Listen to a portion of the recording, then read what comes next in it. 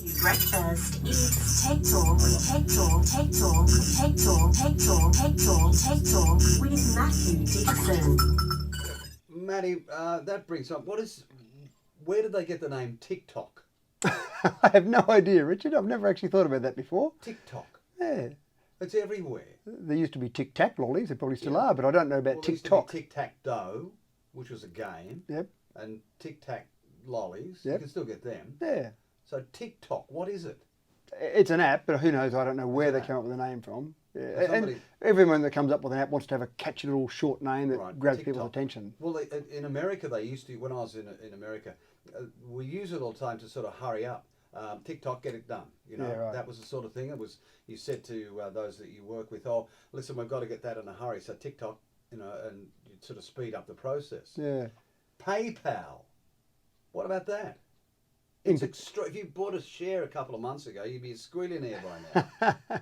Look, there are lots of those tech stocks that go up and down like a yo-yo. So if you can pick it at the bottom and get it out on the top, fantastic. But there's a lot of people that have gone the other way. Yeah.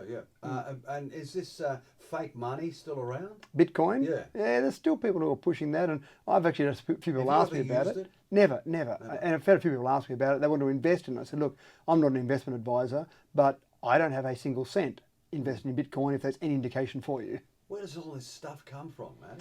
People sitting out there working out ways either to scam or take money of yours that you should legitimately still have. You know who they are? Sometimes yes, sometimes most of the time they don't. You know, I know. Oh, do you? They're the ones who've received JobKeeper and aren't going out and getting a legit job. They're sitting at home trying to they're sitting at home getting our money through JobKeeper because they can't be bothered getting a job, and they're inventing all these other things because they've got time on their hands. You're going outside my area of expertise now, Richard. Yeah, because you work for a living, and that's really going to be, you're going to be frowned on, you know. You're going to be in the minority. For a living. Wednesday, 4 November, and that's passed. New South Wales said there'll be reopening border, state Victoria, blah, blah, blah, blah. From that date, the 23rd, the border will be reopened on a minute past midnight, Monday, November 23. Both states will now be able to permit to cross the border. From that date, the use of QR codes for hospitality are going to become compulsory. I thought it was Queensland Rail. And then I found, which was quite a legitimate business. Then I found it was QR, abbreviated from quick response.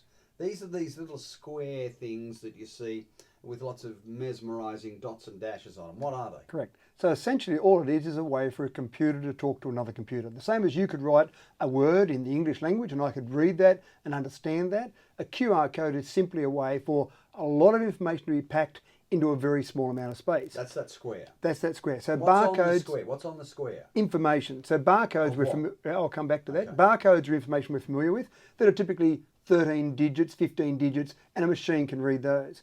QR code is the next level above that, where you can have whatever information you want that can be translated. So, for example, on the back of my business card, I've got a QR code. If you scan that with what's on it? Yeah, if you scan that with your phone, it has my name, my phone number, the address of my business, the email address I've got. So a lot of information, and you look at all that, and it's in one little square because it's very compact information. How does it get onto that?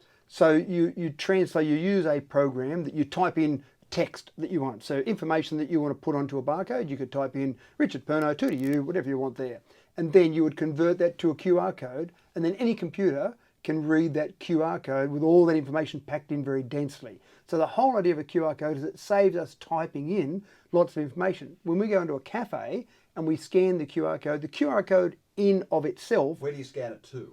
Onto your phone, onto your smartphone. So the licensee's phone? The licensee, no, the smartphone of the user, the patron that comes in, not the licensee.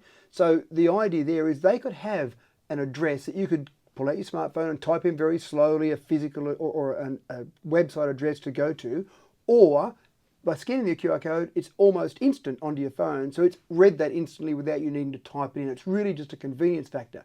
The real issue is what happens after you scan the QR code, what then happens with your data and your information. And the whole idea of mandatory QR codes for hospitality businesses, obviously that's for the business. My big question mark is about the patrons of those businesses. If you don't have a smartphone now, Richard, in society, you are starting to get to the point where it's pretty tough to be a member of society, and we haven't got 100% saturation. We've got a high saturation, but in the 65 plus bracket, there's only about 70% saturation of smartphones. So if you're in that age bracket and you don't have a smartphone, you walk into a hospitality business, QR codes are mandatory, and what do? Now I'm assuming, and I haven't been in touch with the New South Wales Government to find this out, but I'm assuming that surely the business has to have QR code capabilities, but surely they will still have to have good old-fashioned paper and pen for people who don't have a smartphone, in which case it kind of renders the whole thing a bit useless, because if one of those people who has COVID-19 at some point in time and writes on a bit of pen and paper, they're not part of the whole QR code process. So you'd be sort of exiled from society.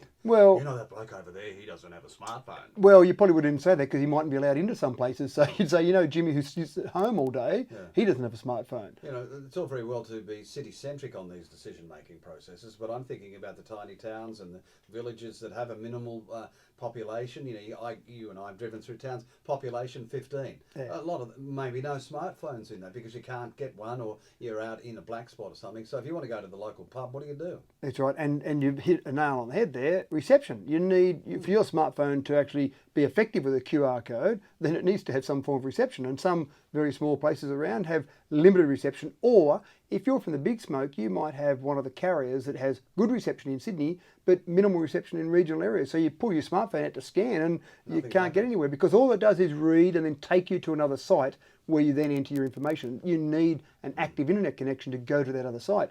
People with low data plans or people with prepaid, then you've got to turn your data on, or is there free Wi-Fi at that establishment? They might have to set up free Wi-Fi for their patrons.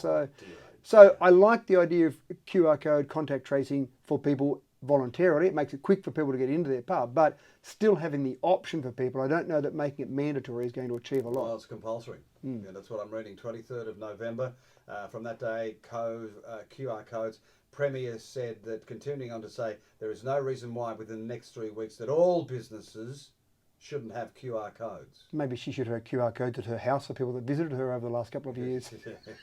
When you go to Gladys's house, you've got to check in. That's right, maybe. And check out. I think that's an unfair thing to say, it's going to be okay. Everyone will have a QR code availability on this sort of thing. Why do we need such things? Well, again, have we seen any effective results from the QR code tracing? They had that, what is it, $2 million? $5 million ended up paying. And how many? 14 cases. Wonderful. $357,000 per case. That's a way to squeeze things on a toilet wall, isn't it?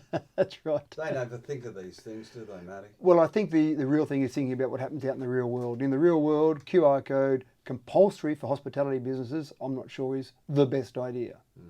Started in 1994 by a guy from Japan who used these QR codes for components as they arrived to his car factory. Yeah, and you see that so a lot. Trace them. Yeah, you see that a lot as well in manufacturing processes, so they can track different things. So it's Big Brother and paranoid. They're watching us every day.